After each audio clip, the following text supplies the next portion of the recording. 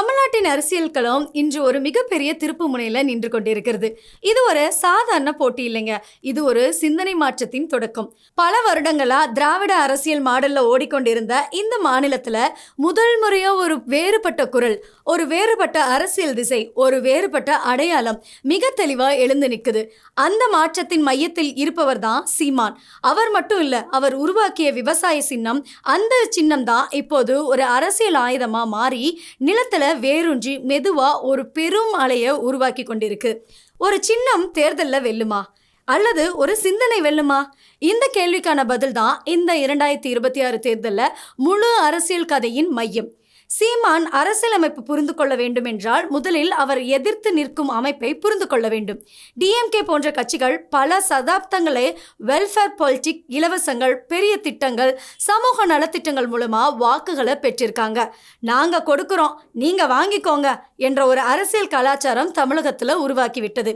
இந்த மாதிரி ஒரு நிலைமையில அதற்கு நேரா எதிராக நின்று இலவசங்கள் வேண்டாம், நீங்க தன்னம்பிக்கையுடன் வாழணும்னு சொல்லி அரசியல் எவ்வளவு ரிஸ்கானது அப்படிங்கிறதையும் சிந்தித்து பாருங்கள்.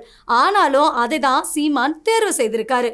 வாக்கு வாங்குற அரசியல் விஸ் மனிதரை உருவாக்குற அரசியல், இந்த இரண்டு வழிகளில் மோதல் தான் இப்போ நடக்குது.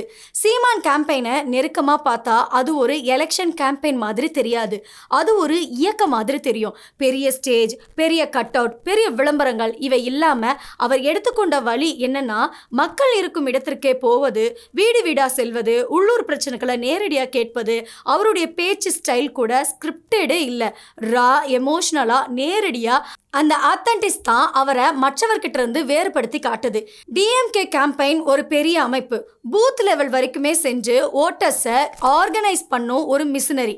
ஆனால் சீமான் உருவாக்குவது மிஷினரி கிடையாது, மனிதர்கள், கேடர், ஒரு நம்பிக்கையுடன் செயல்படக்கூடிய ஒரு குழு.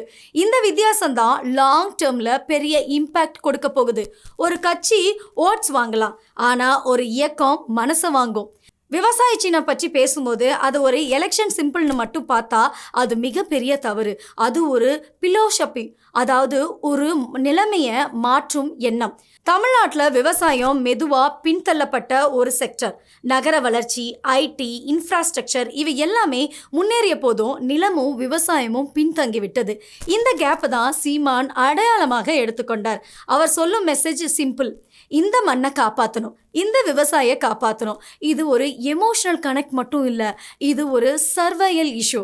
அதனால தான் இந்த சின்னம் கிராமப்புறங்களில் மட்டும் இல்லாமல் நகரங்களிலும் கூட ஒரு கில்ட் ஃபேஸ் கனெக்டை உருவாக்குது. நீங்கள் சாப்பிட்ற ஒவ்வொரு அரிசியிலும் ஒரு விவசாயியின் உயிர் இருக்குது. இந்த மாதிரி எமோஷனல் நரேட்டிவை தொடர்ந்து பில்ட் பண்ணிக்கொண்டே இருக்கிறாரு சீமான். இது ஒரு நாள் அல்லது ஒரு மாதத்தில் பில்ட் ஆகலை, பல வருடங்களாக அவர் ஒரே மெசேஜை ரிப்பீட் பண்ணி கொண்டே வந்திருக்காரு. அதனால தான் தொடர்ச்சியாக அரசியலில் தொடர்ச்சி அப்படிங்கிறது மிகவும் ரேர். பல சூழ்நிலைக்கு ஏற்ப ஸ்டாண்டை மாற்றுவாங்க, ஆனால் சீமான் அதில் மாறல. இதன் விளைவு என்ன தெரியுமா? மக்கள் அவரை நம்பிக்கை உரியவர் அப்படின்னு பார்க்க ஆரம்பிச்சிட்டாங்க. பொலிட்டிக்கல் ட்ரஸ்ட் அப்படிங்கிறது ஓட்டுக்கு முன்னாடி வரும், அந்த ட்ரஸ்ட் ஸ்லோலி பில்ட் ஆகி கொண்டிருக்கிறது. ஒரு தலைவர் மாறாத போது தான் மக்கள் மனசு மாறும். சீமான் எப்படி ஓட்டர்ஸை இன்க்ரீஸ் பண்ணுகிறாரு அப்படிங்கிற கேள்விக்கான பதில் மிகவும் இன்ட்ரெஸ்டிங். அவர் எந்த ஷார்ட்கட்டையுமே எடுத்துக்கொள்வதில்லை, பெரிய அலைன்ஸ் இல்லை, பெரிய மீடியா பேக்கிங் இல்லை. ஆனாலும் அவர் பயன்படுத்தும் டூல்ஸ் என்ன தெரியுமா? கம்யூனிகேஷன். அவருடைய ஸ்பீச் சோஷியல் மீடியாவில் வைரல் ஆகும், ஆனால் அது ஒரு என்டர்டைன்மெண்ட் வைரல் இல்லை, அது ஒரு தாட் வைரல். அந்த ஸ்பீச் பார்த்தவங்க டிபேட் பண்ணுவாங்க, டிஸ்கஸ் பண்ணுவாங்க. இதுதான் ஆர்கானிக் growth. மேலும் அவர் கேண்டிடேட் செலெக்ஷன்ஸ்லையும் ஒரு மாற்றத்தை கொண்டு வந்திருந்தாரு. சாதாரண மக்கள், பெண்கள், பல்வேறு பின்னணியிலிருந்து வரும் மக்கள், இவர்களை நிறுத்துவது ஒரு பொலிட்டிக்கல் ஸ்டேட்மெண்ட். பொலிட்டிக்கல் என்பது எல்லோருக்கும் தான் என்று சொல்லும் ஒரு முயற்சி. அரசியல் சிலருக்கான தொழில் இல்லை, அது அனைவருக்கும் உரிமை. இப்போ முக்கியமாக comparison DMK and ADMK with Seeman. DMK ஒரு எஸ்டாப்ளிஷ்டு பவர், அவங்க கவர்மெண்ட்ஸி எக்ஸ்பீரியன்ஸ், ரிசர்ச், ஸ்ட்ராங் நெட்வொர்க் எல்லாமே வச்சுருக்காங்க.